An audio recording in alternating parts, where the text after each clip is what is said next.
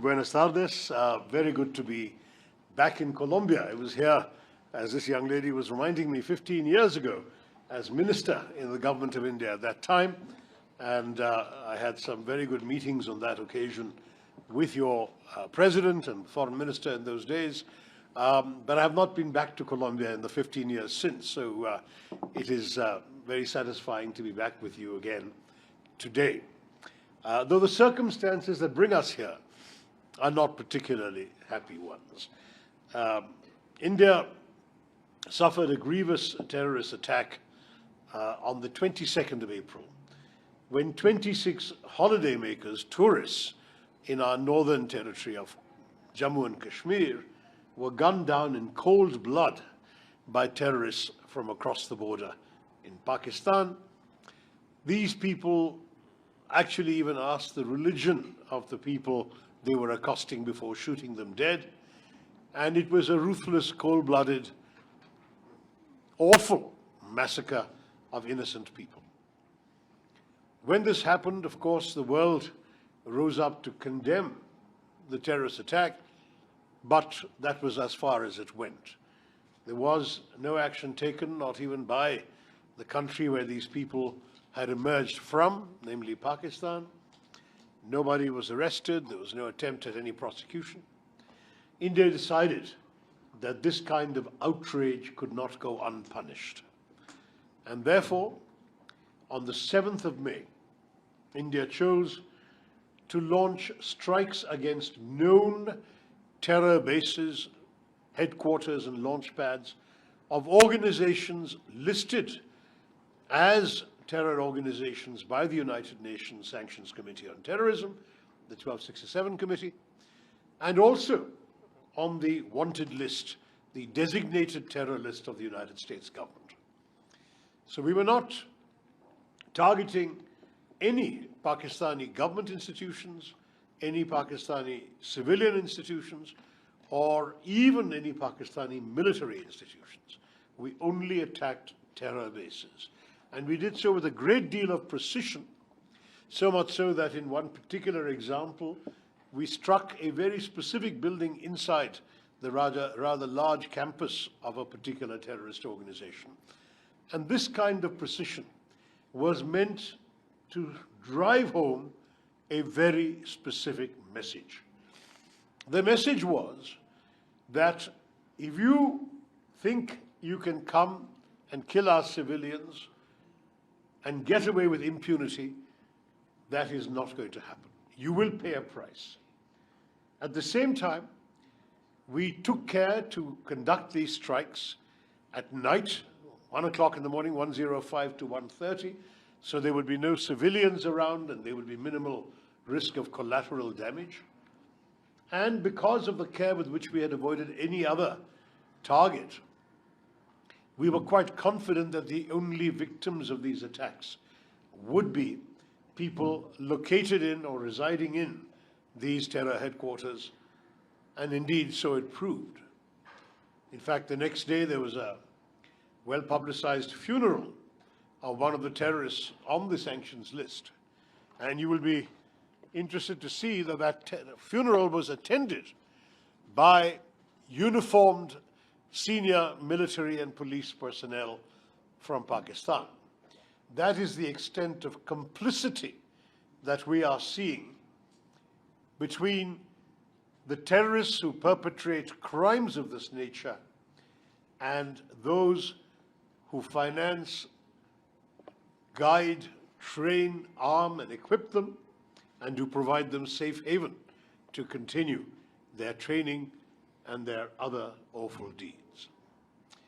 This was then followed by an 88-hour conflict. I will not call it a war, but during that conflict, the Pakistanis shelled indiscriminately. They killed 19 civilians in the district of Poonch by hitting, amongst other things, a Gurudwara, a Sikh temple, a convent of the Carmelites of Mother Mary. They hit civilian homes, they hit cars, residential areas. And in retaliation, India also shelled back. We have then been at the receiving end of a barrage of missiles and drones, which were blocked by our air defenses, and we in turn struck Pakistani military airfields.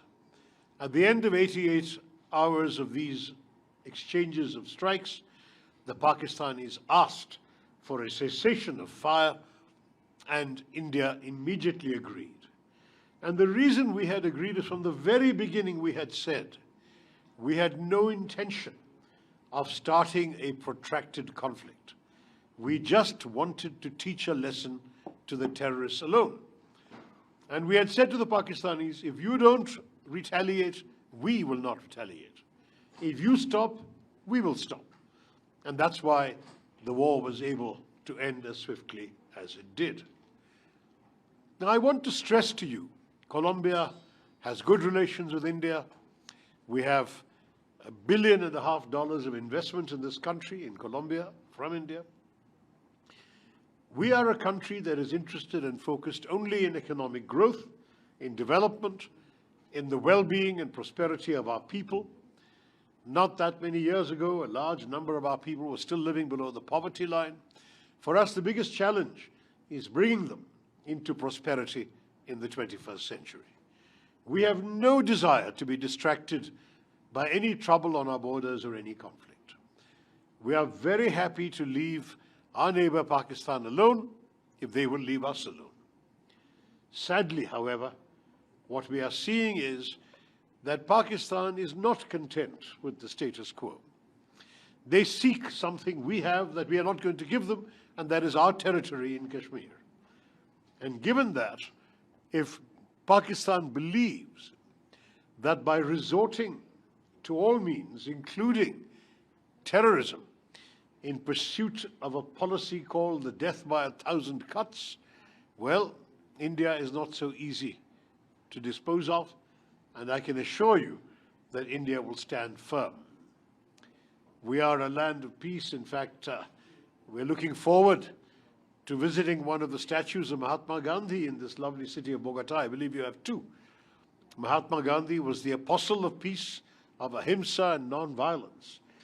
But he was also the leader of our freedom struggle. He fought for freedom against British oppression. And he taught us that freedom also includes freedom from fear. That you cannot live in fear and hold your head high.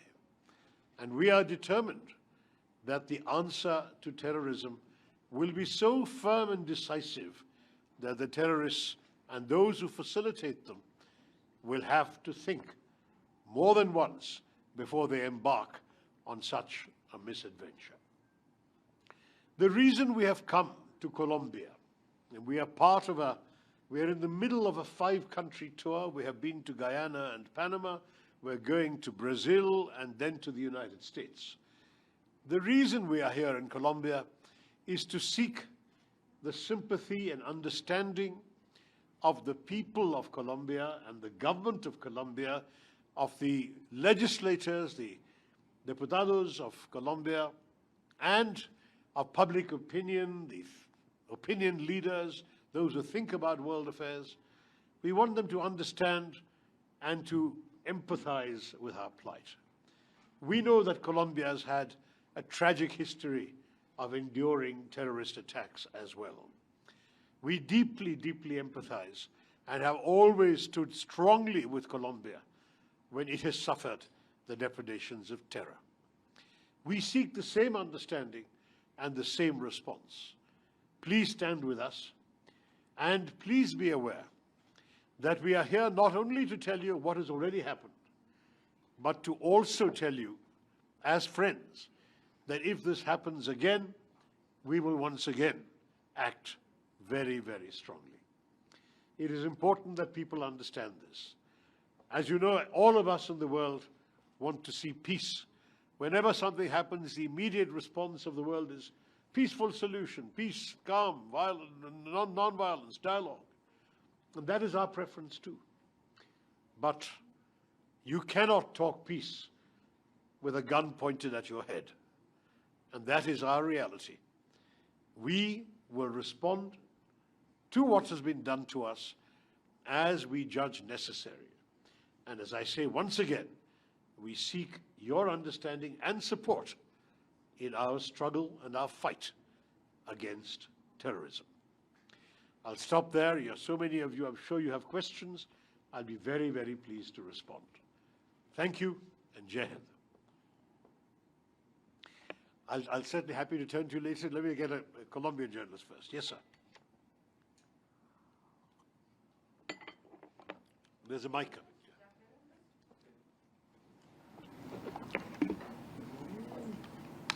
¿Cuáles han sido las posiciones concretas del Ejecutivo colombiano? Es decir, ha habido una solidaridad, pero ¿qué otras posiciones concretas se han presentado? ¿Y de qué manera este tipo de ataques terroristas, en qué áreas afectaron más a la India? Serían básicamente esas preguntas. Gracias. Thank you. I have to say that we were a little disappointed in the reaction of the Colombian government, which apparently expressed heartfelt condolences on the loss of lives in Pakistan after the Indian strikes, rather than sympathizing with the victims of terrorism. We will say to our friends in Colombia, there can be no equivalence between those who dispatch terrorists and those who resist them. There can be no equivalence between those who attack and those who defend. We are only exercising our right of self-defense, and if there is any misunderstanding here on this score, we are here to dispel any such misunderstanding. We're very happy to talk to Colombia in some detail about the circumstances. We have, as I said, very concrete proof. In fact, when this terrorist attack occurred, it was immediately claimed by an organization called the Resistance Front, which is a unit of the Lashkar-e-Toiba based in Murid-ke, Pakistan. There is no doubt that they reiterated this credit the next day. It is only after their handlers realized the damage this could do that they then deleted the claim 2 days later. But the claim has been made. There is no doubt as to where this came from. And we will reserve always the right to hit back. Just as Colombia has endured many terror attacks, so have we in India. We have endured a very large number of attacks for almost 4 decades. Frankly, it is now very well established that Pakistan has been breeding the monsters of terrorism for a very long time for their own purposes. We all know that when Osama bin Laden was being hunted around the world, it was Pakistan that gave him shelter. The Americans found him in a safe house in an army, near an army base in a cantonment city. In other words, they found him and killed him, the world's most wanted terrorist, in Pakistan, a country which sadly has incubated terrorism for some years now, for at least 4 decades now. And for this reason, we would like the government and people of Colombia to understand that there should be no equivalence.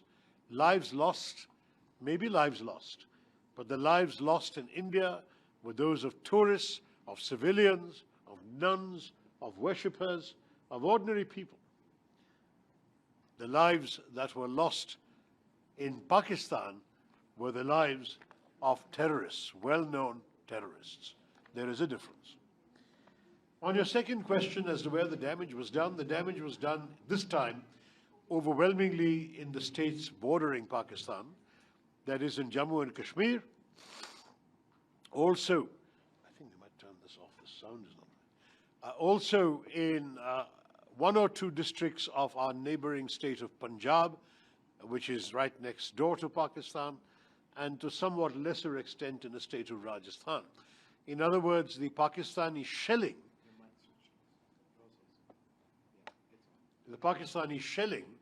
was particularly affecting our border states, and these states took the burden of having to thwart the missiles.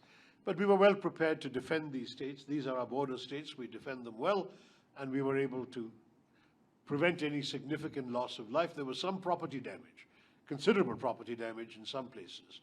But it was only in Kashmir that lives were lost. First 26 on the 22nd of April, and then further 19 on the 8th of May.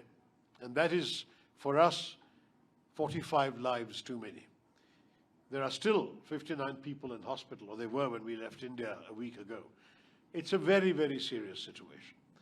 There was also, I would say, my friend, an intention on the part of the terrorists to provoke a negative reaction in India against our brothers and sisters from the Muslim community.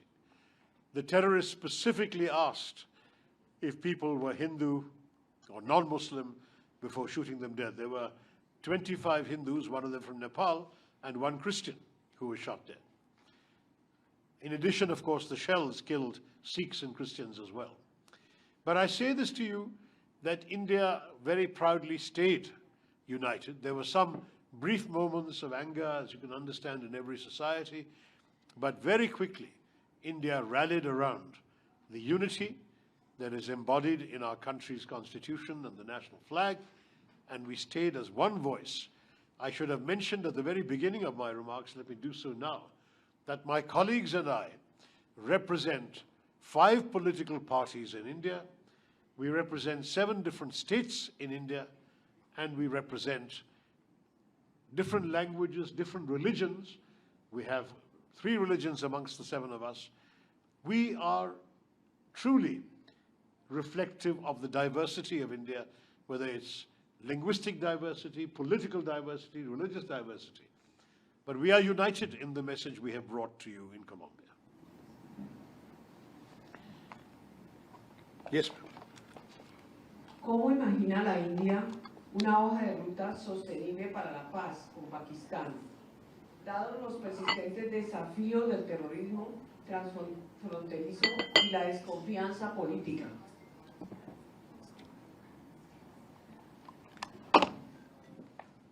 Madam, the answer is very simple. We have been saying for many, many years to Pakistan, take steps to dismantle the terror infrastructure in your country. Take steps to prosecute and arrest those people who have been identified with specific terror attacks. Please understand, madam, that we are talking about one notorious case, the killings in Mumbai in 2008, when as many as 170 ordinary people were gunned down by terrorists from Pakistan. One of them was captured alive. His identity could not be concealed. Pakistan could not deny his identity, and the rest of the plot unraveled. Detailed dossiers were provided. Western intelligence agencies had information. Both they and our intelligence people had recorded the chilling voice of the handler from Pakistan giving blow-by-blow instructions to the killers to shoot dead various civilians. So with all that evidence, we went to Pakistan, not just us, other countries, and said, you must prosecute these people. That happened in 2008. Today, 17 years later, there has been no successful prosecution, no conviction. Nobody associated with this awful crime has been punished by Pakistan. The only punishment was to the one terrorist we were able to capture. The others who conducted these crimes were gunned down in the act of putting down the terrorist action.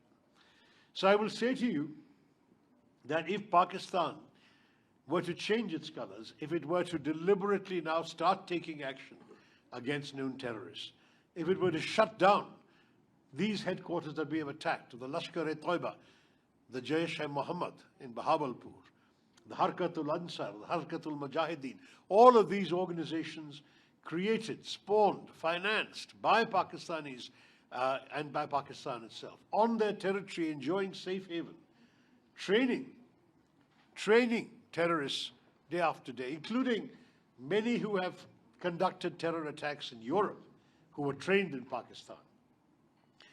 Unless this terror factory is shut down, there can be no meaningful dialogue, madam.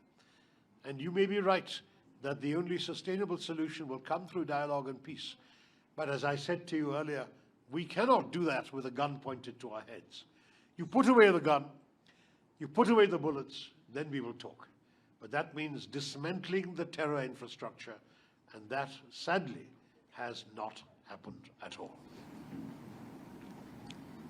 ¿Qué papel juega China en la carrera armamentista de Pakistán, en su aviación, en una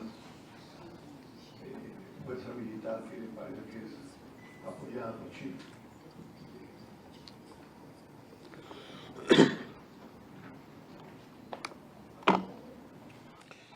Yes, sir, we are quite conscious of what you are saying. China supplies 81% of all Pakistani defense equipment. Defense is a polite word. Pakistani military equipment, much of it is not for defense, but for attack. We also know, and this is something which we respect, every sovereign country has the right to do this, that the single largest project in China's Belt and Road Initiative is in Pakistan, the so-called China-Pakistan Economic Corridor, which is a corridor, a highway connecting China to a port in southwestern Pakistan that permits goods to be transported relatively quickly and economically to Western China. So we are aware of that. And our concern is not with the rights of the Pakistani people to pursue development. Of course, they may do so, including with the partnership with China. Our quarrel is only with the perpetration of terror against us. If that will stop, the rest won't matter. We will pursue our own development, and we will happily leave Pakistan alone to pursue their development. With the blessings and help of China, no problem. But not when it comes to terrorism.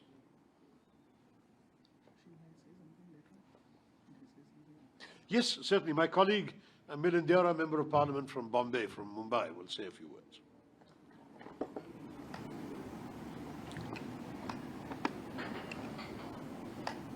Yes, it's on. Buenas tardes. Firstly, this is my first visit to your beautiful country, Colombia. And when I think of your country, I also think of the great cultural connect that India and the world has with Colombia. Particularly the author, Gabriela Garcia Marquez, who had a very close affinity to India. He visited India, I think, in the early 80s with Fidel Castro, and he developed a very strong affinity to India. And in fact, as I'm sure our chairman would also know as an author himself, 100 Years of Solitude was translated into Sanskrit and remains one of the most definitive, iconic books in India even today. So it's very important for us because we share this deep cultural connect. For the younger members on this days, moving beyond Gabriel Garcia Marquez, there's also a connection with the international artist Shakira. And in that sense, everyone loves Shakira in India, that's true. So there is a very deep cultural connect that we have. We have a very strong and growing economic connect. Our bilateral trade today is at almost about $5 billion. And most of that involves imports from Colombia to India.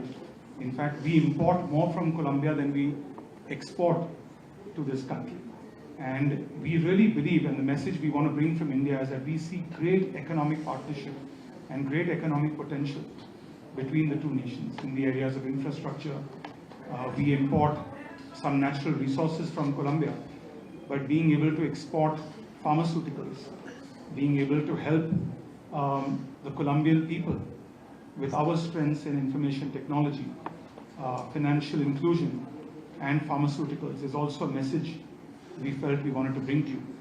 As the chairman of our delegation rightly pointed out, while the terrorism that we encounter is perhaps different from terrorism encountered in this part of the world, I would just like to say that as the few of us who've been following Colombian politics and are aware of the 80s when you had the Palace of Justice siege, a long-standing, decade-long battle with the FARC rebels, India has always, regardless of which party is in power, expressed solidarity with the Colombian people and with the Colombian government. And that's something which we've come here to seek from the people of Colombia through the media and directly with the government of Colombia. So I wanted to add these points in addition to what the chairman has already outlined, that besides the issue of terrorism, which as I said, there are fundamental differences, while you have faced some form of guerrilla warfare, which we have also encountered and continue to encounter in some parts of India with what's called Naxalism or left-wing extremism. With Pakistan, we're facing a very different kind of terrorism. This is, as the image rightly illustrates, it's pure state-sponsored terrorism. And that is the distinction, that is the message we wanted to bring from the people of India to you, that we want to strengthen these cultural connections, we want to strengthen these economic connections, and we want to strengthen the mutual respect for the people of Colombia and India who have been victims and continue to be victims of terrorism. Thank you. Thank you, Milan. Well said. Yes, we endorse that. Yes, go ahead. Thank you very much for the invitation. My name is Mario Bedoya from Dacu. Some international media says that the quick ceasefire, cease of hostilities between the two nations was mainly because of United States intervention. If this was true, how can you describe the intervention of Mr. Trump's administration?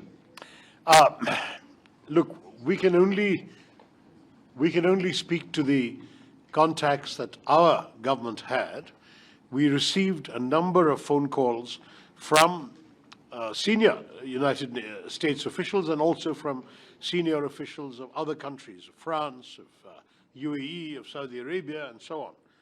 And the message we gave to all these countries was exactly the same. We are not interested in war. We were just conducting retribution for a terrorist attack. If they stop, we stop.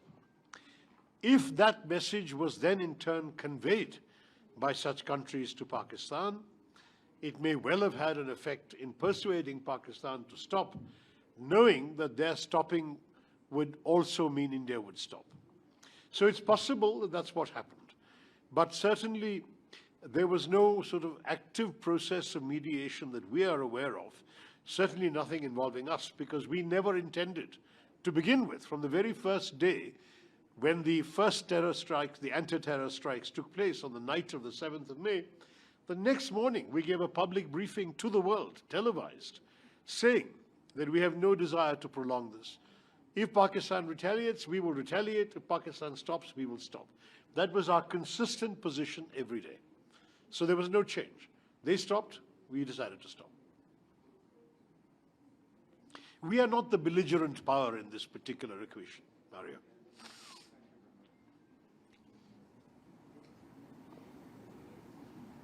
Yes, Aisha. So this is Ayush Shinwal from ANI. I just have one question. You had a very successful visit to Guyana and Panama, and the countries gave you a very strong word of support against terrorism and also against countries supporting terrorism. What are your expectations from Colombia, given the fact that Colombia is expected to be a part of the United Nations Security Council from next year, where Pakistan is already a non-permanent member? Well, we certainly wish Colombia all the best in its service on the premier body for peace and security of the United Nations. We understand that Colombia is contesting unopposed at the moment, and assuming that status continues, then it will be elected without any problem. And I do want to say that we would be very, very happy to be in regular dialogue with Colombia during its service in the Council on all international matters affecting us. On the question of our expectations from this visit, as I said at the beginning, Ayushi, we are here looking for understanding. We want Colombia, the government and people of Colombia, the Parliament of Colombia, the think tanks and idea makers and shapers of Colombia to understand what we have just been through. And if they have that understanding, we are confident we will have their sympathy and support, which we also hope to get. But first we need to understand, because we have the impression that perhaps the situation was not fully understood when that one statement came out after the Indian attacks began. Understanding is extremely important for us. We are a country which really has been a force for constructive progress in the world. We are proud of our contributions to the United Nations in areas like peacekeeping and development and fighting the environment, all sorts of things. India has never been a country that wishes to be seen in the context of war and terror. This has been inflicted upon us, and we are simply not going to take it lying down. That's what we want people to understand.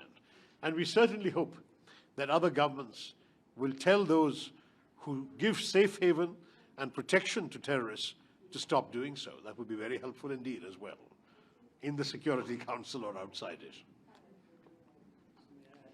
Yes, of course, sir. Tejasvi Surya, Member of Parliament from Bangalore. Thank you, Chairman. Our very first impression about Colombia and India relationship, we were discussing amongst ourselves, especially after the briefing by our ambassador, is that there is immense potential for collaboration and trade between the two nations.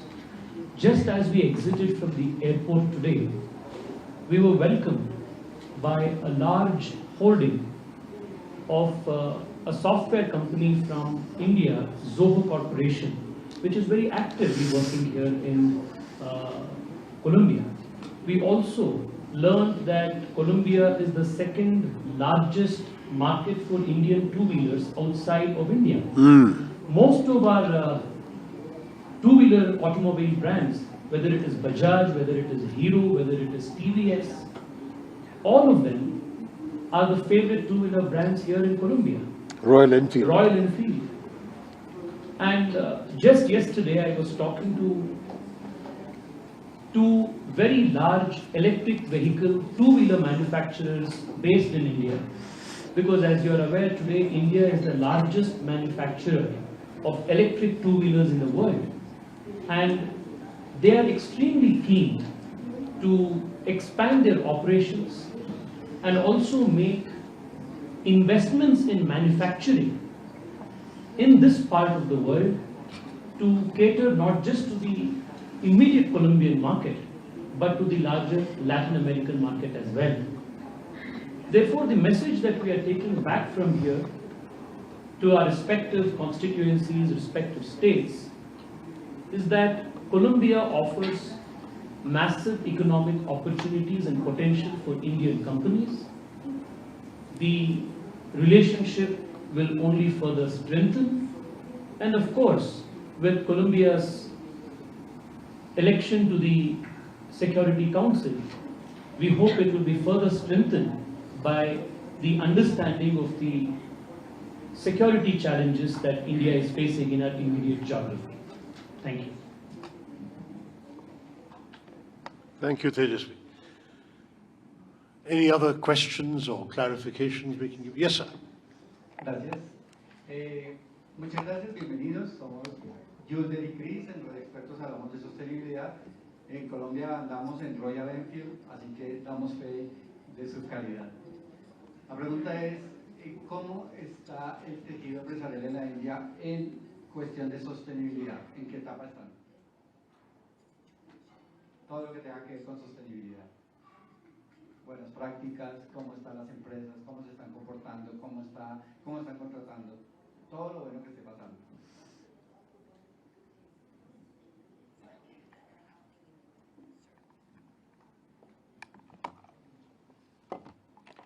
Thank you. We very much share your concern with sustainability.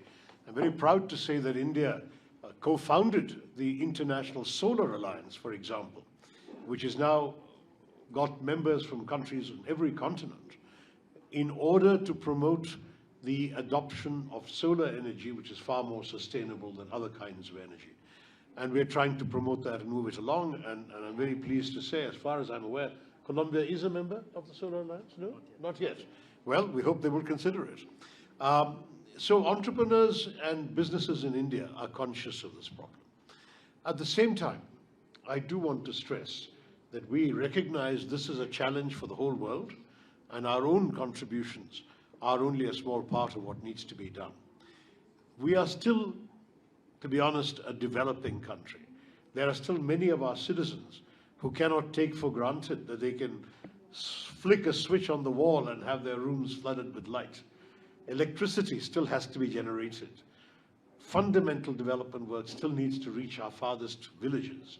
So there is ongoing progress, and that will require energy as well.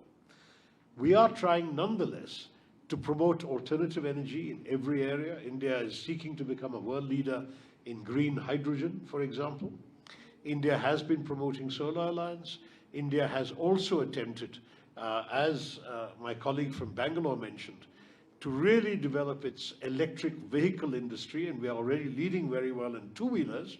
We're not so much ahead in four-wheelers, but the time will come, because this is a commitment that India has made for some years now to turn our development work into such a sustainable direction that we will be totally carbon neutral by 2070. It's a long and challenging process. Remember that we found ourselves in 1947, when the British left, with 90% of our population living below the poverty line. We had a huge task ahead of us, and we have made some progress in all these 75 years. We have grown and developed our country. Some of it, I agree with you, has not been as friendly to the environment as would be desirable. But we are not second to anybody else in our consciousness of the importance of the environment and of sustainable practices. Would any of my colleagues wish to add to that? Yes, yes, Shashank, and then Tejasvi. I think there's a lot to learn from countries like India, not the only ones. Because if you look at the per capita carbon emission that we have, it's dramatically lower than either China or USA.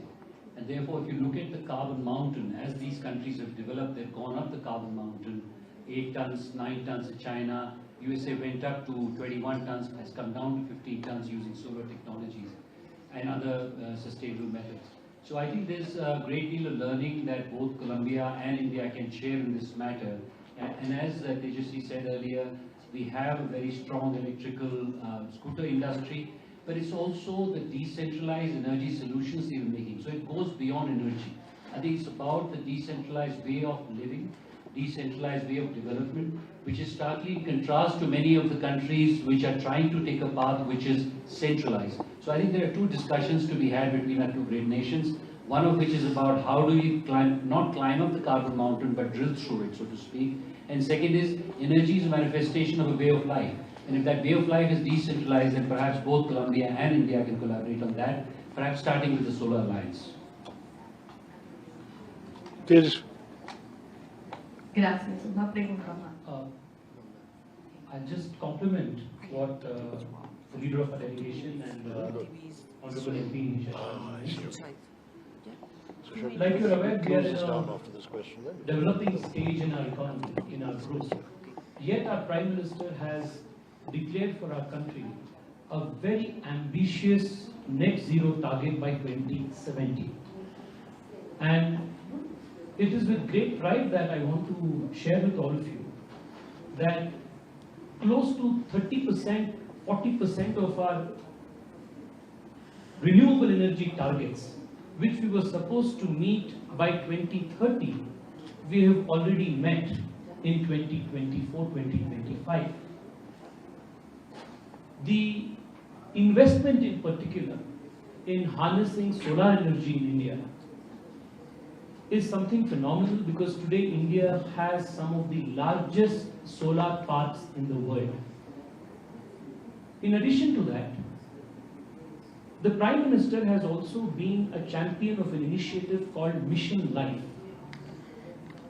which is to encourage small but important lifestyle changes that all of us can incorporate in our daily lives, which will have a tremendous impact in the overall scheme of things. So whether it is saying no to one-time use plastics, whether it is being conscious about fast consumer fashion, whether it is being conscious about the fertilizers that go into production of our food, and to management of our groundwater in our cities. Mission Life is a very comprehensive approach to bring individual actions in a more conscious manner to a collective scale, so that India achieves the net zero target by 2070. Also, over the last few years, the country has started very structured work in building a climate taxonomy for the first time in India.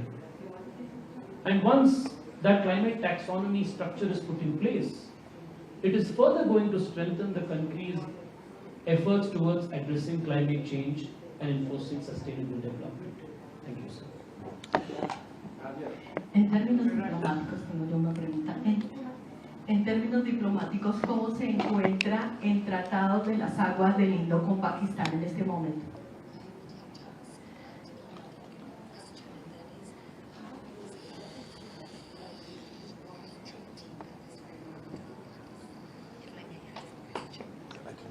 Indus Water Treaty, what is the status?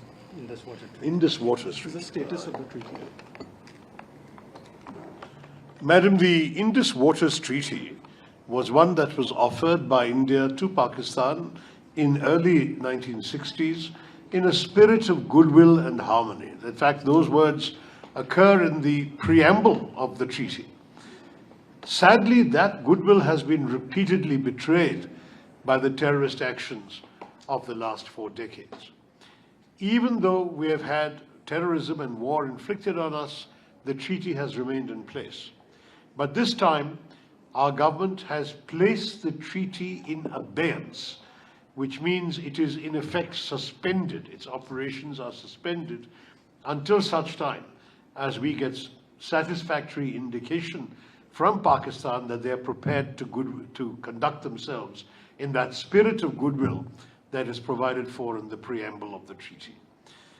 We are very conscious that we have been a generous neighbor when it comes to the operation of the treaty. We are an upper riparian state.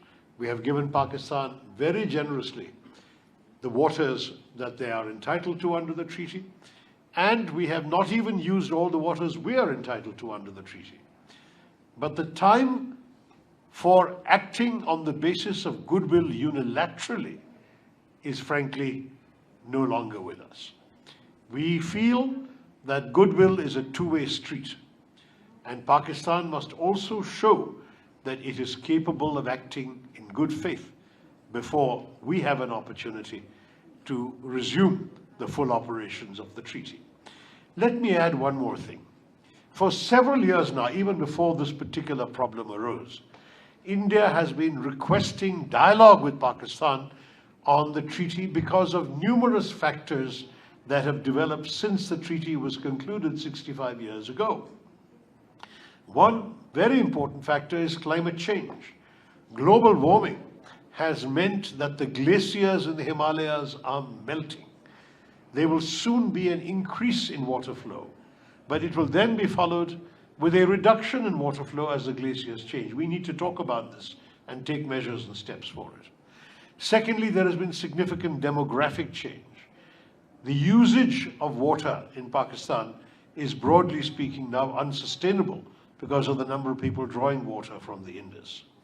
there has also been technological change. The restrictions placed in the treaty reflect the dam engineering technologies of the 1950s.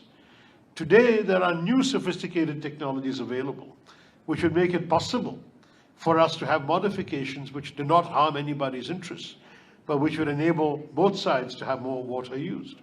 All of these things, India has been requesting dialogue with Pakistan under the provisions of the treaty, but Pakistan has refused to cooperate and talk to us.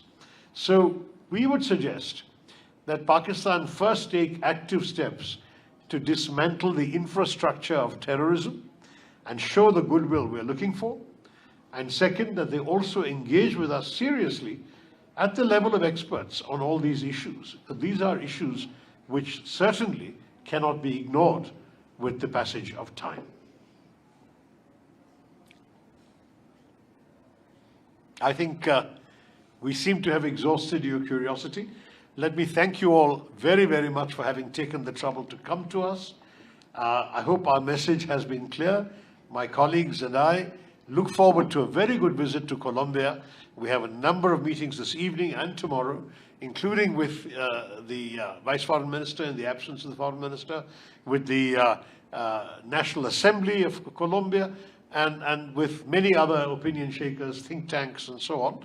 I'm sure that you will all get more news of our discussions and conversations tomorrow, but we remain available through the embassy for any further clarifications. My colleagues can always be there to assist you, even if I'm tied up in anything else, so I'm very happy to leave them to you. I have an interview right now, I'm told, but my colleagues are willing to remain if any of you wish to continue to talk to them. Thank you very much, and Jai Hind.